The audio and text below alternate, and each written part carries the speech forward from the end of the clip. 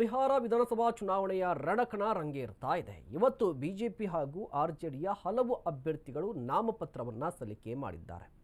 ರಾಘೋಪುರ ವಿಧಾನಸಭಾ ಕ್ಷೇತ್ರದಿಂದ ಆರ್ಜೆಡಿ ನಾಯಕರಾಗಿರುವಂತಹ ತೇಜಸ್ವಿ ಯಾದವ್ ನಾಮಪತ್ರವನ್ನು ಸಲ್ಲಿಕೆ ಮಾಡಿದರು.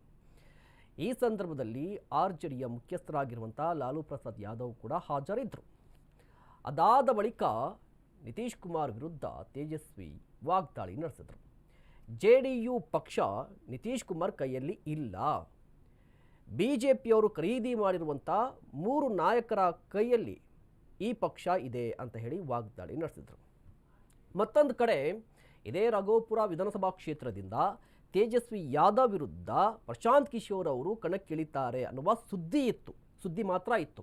ಬಟ್ ಒಂದು ಸ್ಪಷ್ಟೀಕರಣ ಕೊಟ್ಟಿದ್ದಾರೆ ಪ್ರಶಾಂತ್ ಕಿಶೋರ್ ಅವರು ಈ ವಿಧಾನಸಭಾ ಚುನಾವಣೆಯಲ್ಲಿ, ಅಂದರೆ ಈಗ ನಡೀತಾ ಇರುವಂಥ ವಿಧಾನಸಭಾ ಚುನಾವಣೆಯಲ್ಲಿ ಯಾವುದೇ ಕಾರಣಕ್ಕೂ ಕೂಡ ನಾನು ಕಂಟೆಸ್ಟ್ ಮಾಡೋದಿಲ್ಲ, ನನ್ನ ಪಕ್ಷ ಮಾತ್ರ ಕಂಟೆಸ್ಟ್ ಮಾಡುತ್ತೆ ಅಂತ ಕ್ಲಿಯರ್ ಮಾಡಿದ್ದಾರೆ. ಅಲ್ಲಿಗೆ ಅವರು ಈ ಬಾರಿ ತೇಜಸ್ವಿ ಯಾದವ್ ವಿರುದ್ಧ ಸ್ಪರ್ಧೆ ಮಾಡ್ತಾರೆ ಅಂತ ಏನು ಈ ಗುಲ್ಲೇನೆ ಬಿತ್ತಿತ್ತಲ್ವ, ಸುದ್ದಿ ಬಂದಿತ್ತಲ್ವ, ಅದು ಸುಳ್ಳಾಗಿದೆ ಅಂತ ಗೊತ್ತಾಗ್ತಾ ಇದೆ. ಮತ್ತೊಂದು ಕಡೆ ತೇಜಸ್ವಿ ಯಾದವ್ ಅವರು ಒಂದಿಷ್ಟು ನಾಯಕರ ವಿರುದ್ಧ ವಾಗ್ದಾಳಿ ನಡೆಸಿದ್ದಾರೆ. ನೋಡ್ಕೊಂಡ್ಬನ್ನಿ. सरकार बनते ही 20 दिनों के अंदर अधिनियम बनाएंगे और 20 महीनों के अंदर जिस परिवार में भी सरकारी नौकरी नहीं है, तेजस्वी उस हर परिवार को एक सरकारी नौकरी दिलाने का काम करेगा।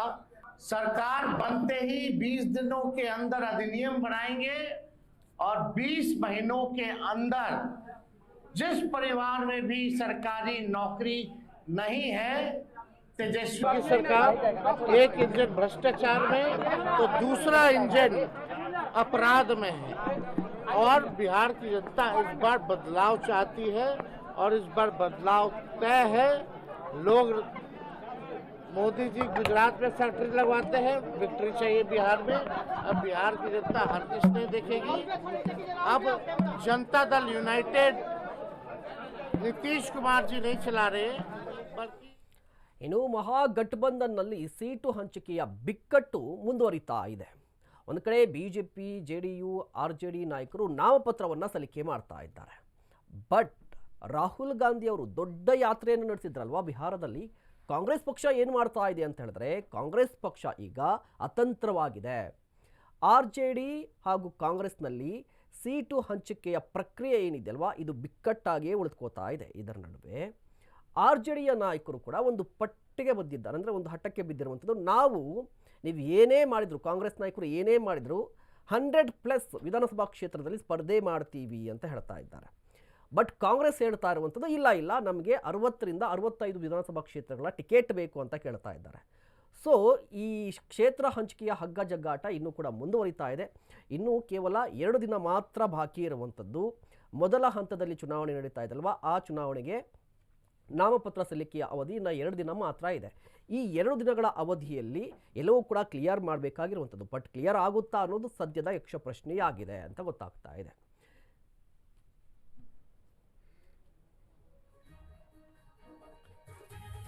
बिहार आई हूँ, बिहार की धरती को मेरा प्रणाम है। बिहार में विकास को रफ्तार देनी है और मैं देख रही हूँ कि बिहार में हर जगह बहार है और विकास और तेजस्वी यादव ये कह चुके हैं कि अगर अगली सरकार बनेगी देश में तो राहुल गांधी पीएम बनेंगे। संविधान बचाने के लिए, लोकतंत्र बचाने के लिए इन सबों को भरोसा है कि आप उस पर काम करेंगे। तो बिहार को लेकर अभी तक आपकी पार्टी से साफ क्यों नहीं किया जा रहा कि तेजस्वी यादव सीएम बनेंगे बिहार में? बहुत बिहार आई हूँ, बिहार की धरती को मेरा प्रणाम है।